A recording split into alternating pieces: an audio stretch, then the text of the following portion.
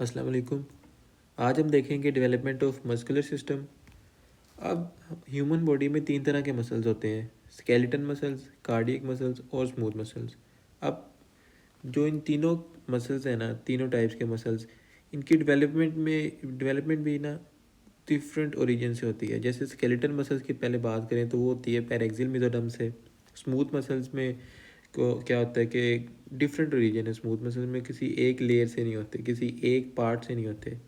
और जो cardiac muscle हैं वो डेवलप होते हैं विजरल लेयर से। अब वन बाय वन इनको देखते हैं। पहले बात करेंगे स्केलेटन मसल्स की। तो स्केलेटन मसल्स डेवलप होते हैं फ्रॉम द पेरेक्सियल मेसोडर्म। पेरेक्सियल मेसोडर्म किसका पार्ट है? मेसोडर्म का। मेसोडर्म के पता है ना, तीन पार्ट्स होते हैं। अगर हमने ये मेसोडर्म बनाए यहाँ पर, तो ये पहले सबसे पहले होती है ऊपर एक्टोडर्म। एक्टोडर्म के नीचे आती है ये मेसोडर्म, और उससे नीचे होती है एंडोडर्म, और दरमियान में यहाँ पर अगर नोचोकॉर्ड और न्यूरल ट्यूब। अब मेसोडर्म के तीन पार्ट्स होते हैं। एक होती है जो नोचोकॉर्ड के साथ लाया करती है, होती है पेरेक्सियल मेसोडर्म। जो पेरेक्सियल के लेटरली आती है उसे कहते हैं इंटरमीडिएट मेसोडर्म। और जो एंड पर होती है उसे कहते हैं लेटरल पेट मेसोडर्म। अब ये पेरेक्सियल मेसोडर्म से डिराइव होते हैं स्केलेटन मसल्स। पेरेक्सियल मेसोडर्म के बाद क्या आती थी? इंटरमीडिएट के बाद लेटरल। बाद में होता है क्या है कि लेटरल मेसोडर्म ना दो लेयर्स में डिवाइड हो जाती है, सोमैटिक लेयर और स्प्लेनिक लेयर। अगर हम इस स्ट्रक्चर को इस तरह लॉन्गिट्यूडनली देखें तो हमें इस तरह नज़र आएगा। इस तरह ये नोचोकॉर्ड जो आ रही है ब्लू कलर में, न्यूरल ट्यूब सॉरी, उसके आगे ये सिल्वर कलर की है न्यूरल ट्यूब, नहीं ये ब्लू है न्यूरल ट्यूब, और उसके आगे है ये नोचोकॉर्ड। यहाँ पर ये हमें नज़र आ रही है पेरेक्सियल मेसोडर्म, जो कि अब सोमाइट्स जिसने बना दी है। उसके बाद ये लाइनों में जो नज़र आ रही है ये है इंटरमीडिएट मेसोडर्म, और जो सबसे बाहर है ये है लेटरल पेट मेसोडर्म, जो कि सोमैटिक और अंदर वाली स्प्लेनिक लेयर में डिवाइड हो गई है। अब क्या होता है कि सबसे पहले पेरेक्सियल मेसोडर्म फॉर्म्स सोमाइट्स। पेरेक्सियल मेसोडर्म पहले सोमाइट्स बनाएगी, और सोमाइट्स ये जो नज़र आ रहे हैं ब्लॉक से, ये सोमाइट्स हैं ये वाले। होता क्या है कि पेरेक्सियल मेसोडर्म में सेगमेंट्स बन जाते हैं। उन सेगमेंट्स या को हम कह देते हैं सोमाइट्स। अब हर सोमाइट जो है वो अंडर नेक्स्ट स्टेप क्या है? तो somites undergo the process of endothelialization. Endothelialization ही एपिथिलाइजेशन है। ये लफ्ज़ है एपिथिलाइजेशन। एपिथिलाइजेशन है। अब इसमें एपिथिलाइजेशन में क्या होता है कि जो हमारे पास पेरेक्सियल मेसोडर्म सोमाइट्स में कन्वर्ट हुई थी, अब उस सोमाइट्स के अंदर ये कैविटीज़ बन जाएंगी, एक ये डोनट शेप हो जाएंगे। अब इस प्रोसेस को हम कहते हैं एपिथिलाइजेशन। ये सेकंड स्टेप हो गया। अब थर्ड स्टेप में क्या होता है कि जो दो पोर्शंस इसमें बन जाते हैं सोमाइट्स में।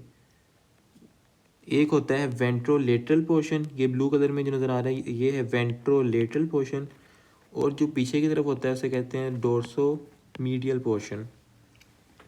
अब वेंट्रोलेटरल पोर्शन से क्या चीज़ ड्राइव होगी और डोर्सोमीडियल पोर्शन से क्या ड्राइव होगी वो अब देखते हैं। जो वेंट्रोलेटरल पोर्शन है ना, ये बनाता है स्क्लेरोटोम। ये ब्लू ब्लू में नज़र आ रहा है, ये है स्क्लेरोटोम्स। ये स्क्लेरोटोम्स बाद में डेवलपमेंट करते हैं वर्टिब्री की और स्कल की जो बोन है उनकी डेवलपमेंट करते हैं। जबकि जो डोर्सल है ना, डोर्सोमीडियल पोर्शन, उससे डेवलप होते हैं डर्मोमायोटोम्स। डर्मोमायोटोम से फिर डर्मिस और मसल सेल्स ड्राइव होते हैं। पहले क्या था पहले क्या हुआ था? फर्स्ट स्टेप में पेरेक्सियल मेसोडर्म से सोमाइट्स बने थे। सोमाइट्स एपिथिलाइजेशन करते हैं। उस एपिथिलाइजेशन के बाद उनमें क्या नाम है, दो रीजन्स होते हैं, वेंट्रोलेटरल और डोर्सोमीडियल। वेंट्रोलेटरल पोर्शन फिर बनाता है स्क्लेरोटोम, जो कि वर्टिब्री और स्कल की डेवलपमेंट करता है। और डोर्सल मीडियल जो है, डोर्सोमीडियल पोर्शन, वो डर्मोमायोटोम बनाएगा। अब ये इंपॉर्टेंट है डायग्राम। अब इसमें क्या होता है, जो हमारे पास ये ब्लू वाला पोर्शन था वो तो बनाएगा मायोटोम, स्क्लेरोटोम, सॉरी, ये स्क्लेरोटोम, ये ब्लू वाला पोर्शन, उसके बाहर ये जो ऑरेंज है ना, यहाँ पर ये मसल डेवलपमेंट हो रहे हैं। अब ये किस तरह होते हैं, जो हमारे पास डोर्सो मीडियल था ना, यहाँ पर जो डोर्सो मीडियल पोर्शन ये वाला, ये डर्मोमायोटोम बना देगा, ये डर्मोमायोटोम बना देता है। अब डर्मोमायोटोम में आगे दो रीजन्स होते हैं, ये जो पर्पल वाला है इसको हम कहते हैं डर्मिस, इसको हम कहते हैं डोर्सोमीडियल यानी डर्मोटोम कहते हैं। ये जो है ना पर्पल, इसको हम कहते हैं डर्माटोम। और जो ये ऑरेंज वाला है इसे हम नाम देते हैं वेंट्रोलेटरल लिप और डोर्सोमीडियल लिप। जो वेंट्रली प्रेजेंट होगा उसे कहेंगे वेंट्रोलेटरल, और जो डोर्सली उसको डोर्सोमीडियल लिप। ये कहाँ से डिराइव होते हैं, डोर्सोमीडियल जो है लिप, डोर्सोमीडियल पोर्शन से डिराइव होते हैं डर्मोमायोटोम में दो रीजन्स होते हैं, दरमियान वाला जो है उसे कहते हैं डर्माटोम, और जो पेरिफेरी पे है उसको कहते हैं वेंट्रोलेटरल, और जो डोर्सल पे है वो उसे कहते हैं डोर्सोमीडियल लिप। अब क्या होता है, अब कुछ सेल वेंट्रोलेटरल से ना, वेंट्रोलेटरल लिप और डोर्सोमीडियल लिप, ये वो रीजन्स हैं जो मसल्स के सेल्स बनाएंगे, जबकि जो दरमियान वाला है ना डर्माटोम, ये डर्मिस बनाएंगे। जो इसके ऊपर एक्टोडर्म होगी ना, ये हम लॉन्गिट्यूडनली देखें तो इसके ऊपर एक्टोडर्म होगी और आगे की तरफ एंडोडर्म, तो डर्माटोम से जो है सेल्स निकलेंगे और ये एक्टोडर्म के नीचे जाके लाइन कर देंगे, जो कि बाद में डर्मिस बनाएंगे स्किन की। जबकि जो वेंट्रोलेटरल और डोर्सोमीडियल है ये मसल सेल्स बनाएंगे। अब क्या होता है कि वेंट्रोलेटरल लिप से कुछ सेल निकलते हैं और सोमैटिक लेयर जो है, लेटरल प्लेट किस में डिवाइड हो जाती थी, लेटरल मेसोडर्म दो लेयर्स में, सोमैटिक ये बाहर वाली सोमैटिक और अंदर वाली स्प्लैंक्टिक, सोमैटिक लेयर के साथ जाकर मिल जाते हैं कुछ सेल्स।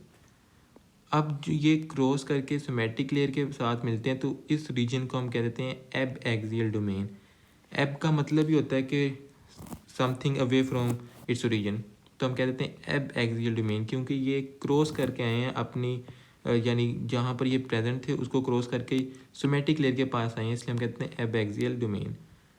अब इनको यहाँ तक आने के लिए एक रीजन को क्रॉस करना पड़ता है जिसको हम कहते हैं लेटरल, इसका नाम देख लेते हैं, जिसको हम कहते हैं लेटरल क्या कहते हैं, इसका नाम ज़हन से निकल गया, लेटरल सोमैटिक फ्रंटियर।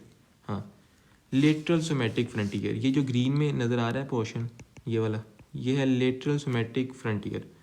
ये रीजन है जिसको क्रॉस करके यहाँ से सेल्स आते हैं और इसके साथ मिल जाते हैं सोमैटिक लेयर के साथ।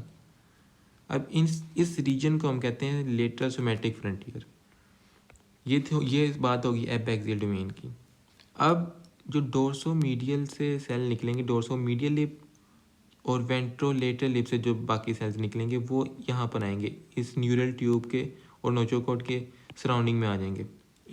इस रीजन को हम कहते हैं पेरीमेक्सियल डोमेन। पेरीमेक्सियल डोमेन जो इनके पास लाए करेंगे सेल्स उनको पेरीमेक्सियल डोमेन, और जो वेंट्रोलेटरल लिप से निकल के सोमैटिक लेयर के पास जाएंगे वो बनाएंगे एबैक्सियल डोमेन। ठीक है, अब ये दो डोमेन्स बन जाएंगी। अब नेक्स्ट क्या होता है, अगर हम ये सिस्टमेटिकली एम्ब्रियो बनाकर देखें तो ये हमें ऐसे नज़र आएगा। ये दरमियान में वही न्यूरोकॉर्ड और न्यूरल ट्यूब, उसके बाहर ये स्क्लेरोटोम, ये जो है वो ब्लू में जो कि वर्टिब्री और स्कल बनाएंगे, और ये जो ऑरेंज में है ये है वो मायोजेनिक सेल्स जो कि मसल सेल्स बनाएंगे। अब क्या होता है कि ये जो हमारे पास यहाँ पर ऑरेंज सेल्स हैं ये वाले, जिसे हम कहते हैं एब एक्सियल डोमेन। एब एक्सियल डोमेन सोमैटिक लेयर के साथ आके मिली थी। अब जो उसके सेल्स हैं मायोटोम्स वो लिम्स में मूव करेंगे, क्योंकि सोमैटिक लेयर है ना, सोमैटिक लेयर से हमें पता है सोमैटिक लेयर से डेवलप होती थी लिम्स की बोन्स। तो जब सोमैटिक लेयर से लिम्स की बोन डेवलप होंगी तो सोमैटिक लेयर के साथ तो ये लायक आ रहे हैं सेल्स एब एक्सियल डोमेन के, तो इसका मतलब जो मसल सेल्स हैं लिम्स के वो इन डोमेन एब एक्सियल डोमेन से बनेंगे। इसके अलावा सोमैटिक लेयर जो एब एक्सियल डोमेन से हमारे पास बाकी एब्डोमिनल सेल्स भी बनते हैं, एब्डोमिनल के मसल्स भी बनते हैं। और क्योंकि अगर ये सोमैटिक लेयर हम तो ये लॉन्गिट्यूडनली कट कर रहे हैं, लॉन्गिट्यूडनली देख रहे हैं, ये वैसे पूरे एम्ब्रियो को सराउंड करती है। 3D पिक्चर में देखें ना तो ये पूरी सराउंड करेगी। तो ये जो एब्डोमिनल के मसल्स हैं वो भी इसी सेल से ड्राइव होते हैं, एबैक्सियल डोमेन से ये सारी जा रहे हैं। जबकि जो पैराक्सियल डोमेन है ना, प्री मैक्सियल डोमेन से intercostal muscles, pre vertebral muscles, जो पिछली साइड के मसल है ना, जैसे रोम्बॉइड, लेटिसमस डोर्साई, लेवेटर स्कैपुली, वो डेवलप होंगे प्री मैक्सियल डोमेन से। क्योंकि अगर हम देखें तो ये नोचोकोड के साथ लाई कर रहे हैं ना, ये प्री मैक्सियल डोमेन के सेल्स, ये नोचोकोड के पीछे की तरफ मूव करेंगे बैकवर्ड, और हमें पता है बैकवर्ड कौन कौन से मसल, एलिवेटर स्कैपुली, लेटिसमस डोर्साई, रोम्बॉइड, ये उनकी डेवलपमेंट करेंगे प्री मैक्सियल डोमेन। अच्छा, अब इस तरह होती है मसल की डेवलपमेंट, यानी इन रीजन से होगी। अब यहाँ पर हमें पता है, ये लिखा हुआ है, some muscle forming cells from ventrolateral lip to lateral plate mesoderm by crossing the somatic lateral somatic frontier को एपैक्सियल डोमेन बता दिया है, प्री मैक्सियल डोमेन के बारे में बता दिया है। अब इसके स्टिमुलस देख लेते हैं कि एपैक्सियल डोमेन के जो सेल्स हैं इनको कंट्रोल कौन कर रहा है। एपैक्सियल डोमेन कहाँ लाई करती थी? डोमेन लेटरल प्लेट मेसोडर्म के पास, और इसको ज़ाहिर बात है फिर लेटरल प्लेट मेसोडर्म ही कंट्रोल करेगी। और जो थी पेरी मैक्सियल डोमेन, ये कहाँ लाई कर रही थी? न्यूरल ट्यूब और नोचोकॉर्ड के पास। तो इसको जो कंट्रोल करेगी वो न्यूरल ट्यूब और नोचोकॉर्ड कंट्रोल करेगी। अच्छा, अब हम देख लेते हैं कि कुछ और देख लेते हैं इसके बारे में, लेटरल सोमैटिक फ्रंटियर के बारे में। It act as a border between somite and parietal layer of the lateral plate mesoderm. ये हमने देख लिया था, सोमाइड से निकलते थे सेल्स, और पेराइटल या सोमैटिक लेयर भी कहते हैं, उसके साथ आकर मिलते थे, उनके दरमियान एक बॉर्डर बनाती है ये lateral somatic frontier. It also act as a border between dermis derived from dermatomes and a dermis derived from the lateral plate mesoderm। अच्छा, ये होगी इसकी बात लेटरल सोमैटिक फ्रंटियर की। अब हम देखते हैं कार्डियक मसल सेल्स कहाँ से डेवलप होते हैं। तो हमें पता है ना, कार्डियक लूप बनती है थर्ड वीकेंड पे, ये कार्डियक लूप की डेवलपमेंट हो रही है ये वाली। और कार्डियक लूप के जो साथ एडजेसेंट कौन सी लेयर आ रही है? ये वाली, ये है splanchnic layer of lateral plate mesoderm. तो ज़ाहिरी बात है इसके जो मसल सेल्स हैं वो डेवलप होंगे splanchnic layer of lateral plate mesoderm, क्योंकि ये इसके करीब लायक आ रही है। तो यहाँ से सेल्स निकलेंगे और यहाँ पर इसके यानी कार्डियक सेल्स बनाएंगे। तो कार्डियक सेल्स कहाँ से डिराइव होती हैं? Splanchnic layer of lateral plate mesoderm, ये कार्डियक सेल्स हो गए। हमने स्केलेटन मसल्स भी देख लिए। स्केलेटन मसल्स कहाँ से होते थे? प्री मैक्सियल पैरेक्सियल मेसोडर्म से, कार्डियक विज़रल लेयर से, या जिसे हम स्प्लेंक्निक लेयर भी कहते हैं। जबकि जो स्मूथ मसल्स हैं ना, उनमें थोड़ी सी चेंजिंग आती है कि कुछ सेल्स इसके डोर्सल, जैसे डोर्सल एओर्टा और लार्ज आर्टरीज के डिराइव होते हैं लेटरल प्लेट मेसोडर्म और न्यूरल क्रेस्ट सेल से। क्रोनरी आर्टरीज के जो वॉल को लाई करते हैं स्मूथ मसल्स, वो होते हैं प्रो एपिकार्डियल सेल्स और न्यूरल क्रेस्ट सेल से। इस तरह गट और गट डेरिवेटिव्स के विज़रल लेयर और लेटरल प्लेट मेसोडर्म से। और इसी तरह ये स्फिंक्टर एंड डायलेटर मसल्स, एक्टोडर्म्स। तो ये आपको ना याद करने पड़ेंगे स्मूथ मसल्स के बारे में। बाकी कार्डियक और इसका तुम्हें पता लग गया, इसको आप लोग को रट्टा ही मारना पड़ेगा। अब नेक्स्ट है क्लिनिकल्स ऑफ मसल डेवलपमेंट। अब इनमें 3 इंपॉर्टेंट क्लिनिकल्स हैं।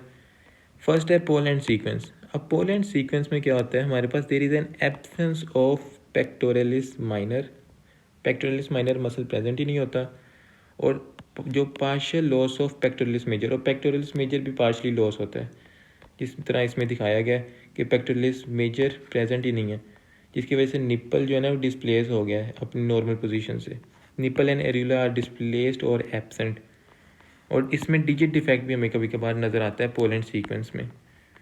अब नेक्स्ट है प्रियून बेली सिंड्रोम। अब ये प्रियून बेली सिंड्रोम में क्या आता है? Abdominal wall is very thin, abdominal wall बहुत थिन होती है। एब्डोमिनल ऑर्गन्स कैन बी पाल्पेटेड, इतनी थिन होती है कि एब्डोमिनल ऑर्गन्स को हम हाथ लगा सकते हैं, यानी महसूस कर सकते हैं। Sometime malformation of the urinary tract and bladder. तो ये दिखाया गया प्रियून बेली सिंड्रोम इसमें, इस पिक्चर में। ये देखें कितनी थिन एब्डोमिनल वॉल है इसमें। और तीसरे हैं मस्कुलर डिस्ट्रोफी। मस्कुलर डिस्ट्रोफी का मतलब कि मस्कुलर एबनॉर्मेलिटी कोई भी।